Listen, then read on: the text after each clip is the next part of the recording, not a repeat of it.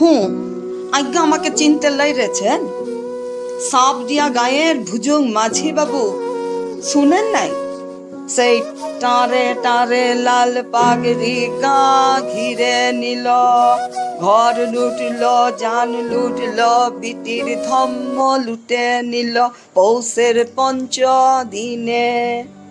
নমস্কার বন্ধুরা, গৌতমের সাথে এই চ্যানেলে আপনাদের স্বাগত জানাই। আপনারা অবাক হচ্ছেন তো? হ্যাঁ বন্ধুরা, আপনারা আমার পাশে যিনি রয়েছে আপনারা সবাই তাকে চেনেন। আমাদের সবার খুব প্রিয় লিপিকাদি। এখন লিপিকাদি এই শিল্পাঞ্চলের একজন সেরা আবৃত্তিকার বলতে পারেন। এবং আমরা এই যে আবৃত্তি শিল্প, এবং উনি দীর্ঘ 50 বছর হয়ে গেল আবৃত্তির সঙ্গে উনি যুক্ত। তো এই আবৃত্তি উনি কি করে এত ভালোবাসা থেকে, উনি কোন ভালোবাসা থেকে এই আবৃত্তি জগতে এসেছেন কিংবা এখনও রয়েছেন দীর্ঘ 50 বছর ধরে, আমরা সরাসরি তো জানবই। এবং আমি আজকে যে কারণে যারা আপনারা আবৃত্তি নিয়ে ভাবছেন এবং যারা আবৃত্তি শিখতে চান এবং আবৃত্তি করার জন্য কী এরকম প্রস্তুতি দরকার, সে সব কিছু নিয়েই আমরা আজকের এই আলোচনা। 50 বছর আবৃত্তির সঙ্গে আপনার ঘর সংসার হয়ে গেল, তো কোন ভালোবাসাতে? হ্যাঁ, তো এটা বলতে গেলে ঈশ্বরের দান, কারণ আমি মধ্যবিত্ত বাড়িতেই জন্মেছি।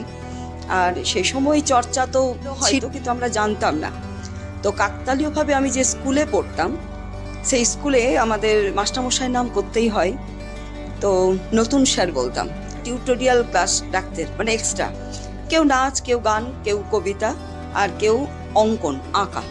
তো অনেক মেয়েরা অন্য স্কুলে পড়ে আমাদের যেহেতু অন্য একটা বিশেষ ক্লাস হতো, ওই ক্লাসে তারা গিয়ে বসতো। যেমন গায়ত্রী দিদিমণির মেয়ে লিপিকা, ওর নামও ছিল, সেও যেত। তো ওইটা আমাদের ভীষণ ইন্টারেস্ট দিত। লেখাপড়ায় যত না আমরা ভালো ছিলাম, তার থেকে বেশি ওই ক্লাসটা হলে একটু বেশ নাচতে পারবো, খুব ভালো ছবিও আঁকতে পারতাম আমি। আর উনি কি করতেন, B+B বা A+ এরকম করে স্তর ভাগ করে দিয়ে ভালো, আরো ভালো, অতি ভালো, এইভাবে নম্বর দিতেন। এবং সেই আকর্ষণটাই বোধহয় আমাকে এই জায়গায় নিয়ে এসছে। তাই আমার প্রাথমিক যদি বলতেই হয় অবদান, ওই নতুন স্যার। আচ্ছা, আপনার তাহলে সেই 5 বছর বয়স থেকে সম্ভবত আপনার আবৃত্তি? হ্যাঁ, আমি একটু ছোট বয়সে স্কুলে ভর্তি হয়েছিলাম। তো ওইখানে কি বলতাম আমি জানি না, কিন্তু আমি যখন ক্লাস 3-তে পড়ি, তখন আমি কিন্তু আমার কণ্ঠস্বরটাকে বোধহয় চিনেছিলাম। আমি এটা বুঝতে পেরেছিলাম ওইটুকু বয়সে, যে আমার বন্ধুরা যে কণ্ঠে বলে, আমার গলাটা যেন তার থেকে একটা আলাদা স্বর বেরোচ্ছে আমার গলা থেকে। তো আমরা যখন পরবর্তীকালেও বড় হয়ে বিভিন্ন কবিতার বই পড়ি, বিভিন্ন যারা স্বনামধন্য সত্যিকারের আবৃত্তির যারা প্রথিতযশা মানুষ, তাদের কাছে যখন চিনি, তারাও বলেন কবিতা শেখার সময় নিজের স্বরটিকে তোমরা চিনে, সেই উপলব্ধি থেকেই সেই স্বরটিকে দিয়ে কবিতার যে মাধুর্য, যে আবৃত্তি পরিবেশন, এটা করা ভালো। আমাকে বোধহয় ঈশ্বর ক্লাস 3-তেই সেই স্বরটিকে চিনিয়ে দিয়েছিলেন। আর কবিতার ভালোবাসা তো কিছুদিন আগে বইমেলা হলো, তো সেই বইমেলায় আমাদের কবি, আধুনিক কবি সুবোধ সরকার এসেছিলেন। তো সুবোধ সরকার বলেছেন, এই দুপুর খটখটে রোদ, একটা অসময়, 2-3টের সময় কবি সম্মেলন, তো এই সময় এত মানুষ কি জন্য এসছেন, এবং কবিতার মধ্যে কি এমন আকর্ষণ আছে যে এতটা ভিড়, এত ভালোবাসা আমার জন্য, কবিতার জন্য। তো সেটা উনি ওনার মতন উত্তর দিয়েছিলেন, কিন্তু ওনার বিভিন্ন বিষয় পর্যালোচনা করে আমি বুঝেছি, উনি বলেছেন কবিতা দিয়ে কখনো একটা ফ্লাইওভার হয় না, কবিতা দিয়ে ব্যাংক ব্যালেন্স হয় না, আবার কবিতা দিয়ে যুদ্ধ থামানো যায় না। তবু আমরা কবিতায় আছি, রয়েছি, ছিলাম, থাকবো। আচ্ছা, এখন যারা আবৃত্তি শিখতে চাইছে, আপনি যেটা বললেন যে প্রথমেই কিন্তু আপনি চিনে ফেলেছিলেন যে স্বর, নিজের স্বর। তো এই যে আমাদের কিছু স্বরের প্রবলেম থাকে, তো এইগুলো কিভাবে দূর করা যায়, এবং আবৃত্তি শেখার জন্য মানে কি খুবই দরকার সেটা যদি একটুখানি আমাদের জানান আর কি। হ্যাঁ, আমরা যেহেতু বিভিন্ন পর্ব পেরিয়ে এতটা বয়স বা এতটা সময় ধরে করছি, তাই শিল্পের মাধুর্য কবিতায় রয়েছে, মানে আবৃত্তিতে। তাই বলে আবৃত্তি হচ্ছে সর্বশাস্ত্রাণাং বোধোদপি গরীয়সী। মানে শাস্ত্র, নাটক বলুন, আবৃত্তি বলুন, সঙ্গীত, তার প্রারম্ভিক স্তর বেদের থেকে। আমরা শ্রুতি তখন বলতো বেদের সময়, যে পড়ে পড়ে পাঠ, এবং সেই পড়াটা যদি শ্রুতিমাধুর না হয় তাহলে কি করে মানুষ সেটা গ্রহণ করবে বা কি করে মুখস্থ করবে। এইভাবে মানে কবিতা আস্তে আস্তে আস্তে আস্তে আধুনিক পর্যায়ে একটা সঠিক শিল্পের বাতাবরণে সেও নিজেকে প্রস্তুত করে নিয়েছে। তাই গান বা নাচ বা অঙ্কন তার পাশাপাশি কবিতাও একটা সত্যিকারের নিজের দিক থেকে একটা শিল্প হয়ে তার মাধুর্য নিয়ে এগিয়ে চলেছে এবং আমরা সেইখানে বসবাস করছি, এটুকুই বলতে পারি।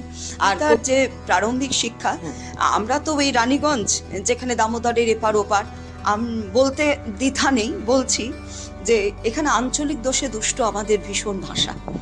তো অনেক বাচ্চারা কেন, অনেক অভিভাবকেরাই যে ভাষায় কথা বলে সেইগুলো থেকেই তাদের পরবর্তী প্রজন্ম শিখে শিখে সেই রকম ভাব, যেমন খাবেন, খাবেন নাই, লয়, যেটাতে আকার দেওয়ার দরকার নেই, প্রবলেম যেটা বললাম, আকার মানে যেখানে দরকার নেই সেখানেও যাবি নাই, যাবি না, না বললে হয় এই হর্ষইটা যোগ। হ্যাঁ, তুই কোথাকে চলছিস, অনেকে বিভিন্ন জায়গার মানুষ রানীগঞ্জে আসে, এইভাবে একটা আঞ্চলিক দোষে দুষ্ট আমাদের এখানে ভাষা। তো আমার এটাও বলতে ভালো লাগছে, সেই ভাষার অন্তর্গত আমি একজন মেয়ে হয়ে আমি যখন বাঁশরাই ছিলাম তখন অনেক গরিব দুস্থ মানুষ যখন কিছু চাইতে আসতো, তখন আমি যদি দিতাম বা দিতে না পারলেও যেটুকু কথা বলতাম, তারা বলতো হ্যাঁ আপনি কি দিদি কলকাতার মানুষ। এটা আমার ভীষণ ভালো লাগে যে আমি রানীগঞ্জের হয়ে আমাকে কলকাতার সঙ্গে তারা তুলনা করেছে। এবং আমরা এই কারণেই বললাম, বিবেকানন্দ বলেছিলেন যে কলকাতার ভাষাটাই কিন্তু শুদ্ধ ভাষা। তো যাই হোক, ওই জায়গাটা পৌঁছতে হয়তো কিছুটা তাদের চোখেও পেরেছি। তো এটা আমার ভীষণ ভালো লাগে। আর আঞ্চলিকতা দূর করার জন্যই সঠিক মাধ্যম আবৃত্তি। এই যে উচ্চারণগুলো কিভাবে ঠিক করা যায়? আর শুধু আঞ্চলিকতার দোষ নিয়েই সবাই আমার কাছে ভর্তি হয় না। সব থেকে যেটা হয়, তাদের কেউ তোতলা, কাদের জীবের আড়ষ্টতা, কারো জীব ছোট, কেউ কথা বলতে ভয় পায়, কেউ একটু চুপচাপ, মানে কথা বলার সাহস তার আসে না। এরকম বিভিন্ন বাচ্চাদের যে মেন্টাল অর্থাৎ মানসিক দিক থেকে তারা যে পরিস্থিতিতে রয়েছে, তাদেরকে সেখান থেকে তুলে এনে সঠিকভাবে এবং ঠিক ভালোবাসা দিয়ে কবিতার মধ্যে পৌঁছে দেওয়াটাই আমাদের কাজ। তাই অনেক তোতলা, যাদেরকে হয়তো ডাক্তারবাবুদের কাছে নিয়ে গেছেন তাদের অভিভাবক, আজকাল তো সব একটা দুটো বাচ্চা, তাই মা বাবাদের চিন্তাটা অনেক বেশি। তারা বাচ্চাকে সঠিকভাবে কথা বলানোর জন্য প্রথমেই যাই ডাক্তারবাবুদের কাছে। আমার এরকম খবর এসছে যে কলকাতায় দেখিয়েছেন, তারা বলেছেন যে টাং থেরাপি বা জীবের যে থেরাপি এটা করতে, অথবা কিন্তু আবৃত্তি যদি কেউ প্রশিক্ষক থাকেন তাদের কাছেও নিয়ে যেতে পারে। তো সেই ক্ষেত্রে আমি দেখেছি আমার কাছে হয়তো 25 থেকে 30% ছেলে মেয়ে আসে এই তোতলামোটা দূর করতে। এবং আমি বলতে পারি এক্সপার্ট না হলেও 2-3 মাসে অনেকে যারা একটু আমার কথা মতো শুনেছে যে এর মধ্যে অনেক কিছু, এটা একটা শিল্প বললাম, তার অনেক মাধ্যম আছে কথা বলা, সেই রকম শব্দগুলোকে কোথা থেকে বলতে হয় ভালোবেসে সেইভাবে শিখে 2-3 মাসে আমি ফলাফল কিন্তু পেয়েছি। এবং অনেকে সে তোতলামো কাটিয়ে প্রথম, দ্বিতীয়, তৃতীয়। আচ্ছা, আপনি প্রথমে যেটা বললেন নিজের স্বরকে চেনা, এটা কিভাবে চিনবে নিজের স্বর? হ্যাঁ, এই স্বরটাকে চেনার জন্য অনেক বাচ্চা তো সেইভাবে চিনতে পারেন, আর ভগবান ঈশ্বর সবাইকে কণ্ঠ দিয়েও দেননি। আমরা ওই অনেকভাবে প্রথমে আর কি শুরুটা করি, এই গলার স্বরটাকে ওঠা নামা, যেমন সা রে থেকে উঁচু সা, কোমল সা থেকে, যেখানে হারমোনিয়াম ছাড়া, বা 1-2 থেকে, এইভাবে কখনো আ করে গলার যে স্বরটা, 5টা স্বর আছে এইভাবে। তো এই ওঠা নামার মধ্য দিয়ে কিন্তু কবিতার কাজ। কবিতা এক ফ্ল্যাটে বলাও যাবে না, আবার খুব চিৎকার উচ্চ স্বরে বললেও চলবে না, অভঙ্গি চলবে না, শুধুমাত্র স্বরের উপর ডিপেন্ডেন্ট হচ্ছে এই শিল্পটি। তাই এই শিল্পটি চেনার আগে সব থেকে দরকার এই স্বরটিকে শুদ্ধ উচ্চারণের মধ্য দিয়ে উপস্থাপন করা। কিছুটা গানের সঙ্গেও কি এর সম্পর্ক রয়েছে? যিনি আবৃত্তি করেন তিনি খুব মানে গানও ভালো গাইতে পারেন। হ্যাঁ, কবিতা হচ্ছে গানের প্রথম ধাপ।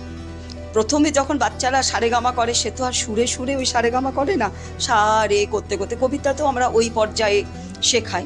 এবার গানে কি হচ্ছে, অনেক রকমের সরগম থাকে, অনেক রকম, তাদেরকে ওই মানে ক্রাইটেরিয়ার মধ্যে তাকে গানটা করতে হয়, এটা পরিধি রয়েছে।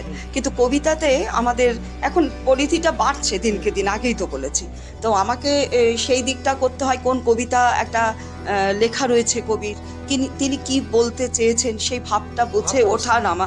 যখন দুঃখ বলবো তখন আমি নিশ্চয়ই উচ্চ স্বরে পরিবেশন করব না, সুর থাকবে না। বন্ধুরা একটু শুনুন ভালো করে যে ওনার ফিলিংস যিনি লিখেছেন, যে কবি লিখে থাকুন তার ফিলিংস অনুভবটা আগে, উপলব্ধিটা আগে তোমাকে করতে হবে, বারবার বারবার অনুশীলন করতে হবে, পড়তে হবে। অনেকে আবার কি গলা সুন্দর সুন্দর থাকায় কবিতা পরিবেশন করে, কিন্তু কবিতা পরিবেশন করলে হবে না, কবিতার সঠিক মাত্রায় তারও পর্ব থাকে। মানে যে কারণে আমি এই কথাটা তুললাম, প্রশ্নটা করলাম যে যার গলা খুবই ভালো, খুব সুন্দর, মানে বিভিন্ন মানুষও বলেন, কিন্তু তিনি যে সঠিক আবৃত্তি করতে পারবেন তা নয়। কবিতাতে যেমন কণ্ঠস্বর দরকার, উচ্চারণ দরকার, তেমনি বোধ দরকার, তার মধ্যে কিছুটা আবার গ্রামার।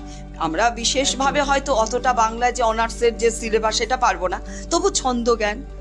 বন্ধুরা, এই যে আমরা আলোচনা যেটা করছি, অরুণ কুমার চট্টোপাধ্যায় আমাদের শিল্পাঞ্চলের আমাদের খুব স্বনামধন্য কবি ছিলেন, এবং তার একটি কবিতা, আঞ্চলিক কবিতা, যেটা উনি এখনই বললেন যে বিভিন্ন এই যে ভাব কবি যে লিখেছেন তার ভাব বুঝতে হবে, এবং সেই ফিলিংস নিয়ে, সেই অনুভব নিয়ে দিদি আমাদের সামনে একটি কবিতা পরিবেশন করবেন। চলুন আমরা সেই কবিতা এখন শুনবো। দেখতে থাকুন গৌতমের সাথে। চট্টোপাধ্যায়কে নিয়ে আমার খুব আধুনিক যুগের প্রিয় মানুষ, অনেকবার কাছে তার সঙ্গে সাক্ষাৎ আমার কপালে ঘটেছে। তো এই কবিতাটি পড়ে, কবিতা নির্বাচনটাও কিন্তু একটা দিক, সব কবিতাই কিন্তু সব আবৃত্তিকাররা পরিবেশন করে না। উনি যেটা লিখেছেন এটাতে উনি বোঝাতে চেয়েছেন যে 15ই আগস্টের কবিতা। 15ই আগস্ট মানে আমরা যাদের গলায় প্রতিকৃতিতে মালা দিই, সেই দিনটিকে আমরা সুন্দরভাবে আমাদের স্মৃতির মধ্য দিয়ে, ভালোবাসার মধ্য দিয়ে ভারত মাকে আমরা পুজো করি, বা যারা আত্মবলিদান দিয়েছেন তাদেরকে সম্মানিত করি। কিন্তু কিছু মানুষ সেই আলোর মধ্যে চাপা পড়ে যান, সে তিনি কুলি হন বা মুনিশ হন বা ধান চাষ করছে, কৃষক হোক, যে কোনো পরিবারের, কিন্তু নিচুতলার মানুষরা সেই আলোটা পান না। ওনার কিন্তু এই কবিতার মধ্যে আমি সেই মানুষদের একটা আলোর প্রতিচ্ছবি পেয়েছি। কবি অরুণ চট্টোপাধ্যায়ের কবিতা 15ই আগস্টের গল্প। আজ্ঞা আমাকে চিনতে লাইরেছেন? সাপডিয়া গায়ের ভুজুং মাঝি বাবু, শুনেন নাই? সেই টারে টারে লাল পাগড়ি গা ঘিরে নিল, ঘর লুটল, জান লুটল, পিটির ধম্ম লুটে নিল পৌষের 5 দিনে। ইটো রাবণ মাহাতোর গান বটে বাবু। তো আমরা বুঝলেন শেষ তক্ক ছাড়ে নাই। সোন সোনায় কাঁচ চলল, লাঠি আর টাঙ্গি, ওদের বন্দুক বারুদ, সেসব ছিচ্ছাতুর বৃত্তান্ত। কিতাব কাগজে লেখাপড়া কইরেছেন তো বাবুরা, তো আমার নামটা লিখেন নাই আজ্ঞা? ভুজুং মাঝির কারার পাড়া তাগর, গুলিতে এখন ফুটা। ভুজুং মাঝি এখানে ঠিকাদারের বেগার গুলি খাইছে। স্পেশাল ট্রেনে ঝক ঝোঁকায় পৌঁছে দেন কেন দিল্লির শহরটাতে? সোনার মেডেল নিতে লয় বাবু, একটা কথা বলতে। আমি তো লড়াই করেছি লাল মুরাদের সাথে, শেষ তক্ক পারি নাই। এটা তো মাইনবে নাকি? সোনার মেডেল আপনারাই লাইন বাবু, বড় খাতাটায় নাম লিখান আপনারাই, আমার নামটা থাকে না বেগার কুলির পাতে। লিজ্জাস কথাটা বলতে দিবেন বাবু, পাপ লিবেন নাই মনে। আমার ঘর, আমার খামার, আমার টুটকা জমি, সোনার বন্য ধান ফিরাই দেন কেনে বাবু? আমার টুসু, আমার পরব হারাই গেছে যে এখন, ফিরাই দেন কেনে বাবু? হাইকা শুনছেন আমার সোনার বন্য ধান? শুনছেন আইকা সোনার বন্য ধান?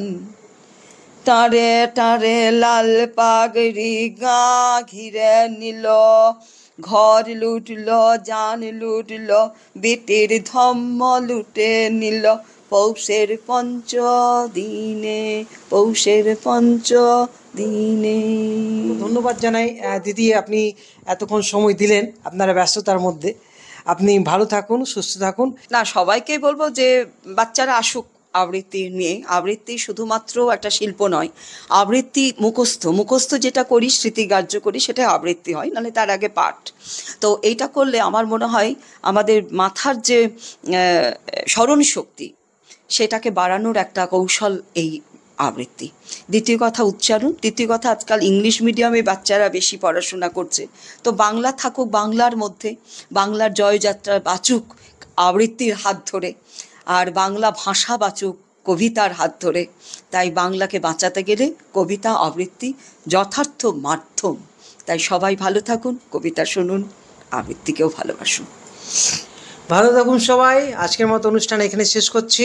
ধন্যবাদ, শুভরাত্রি।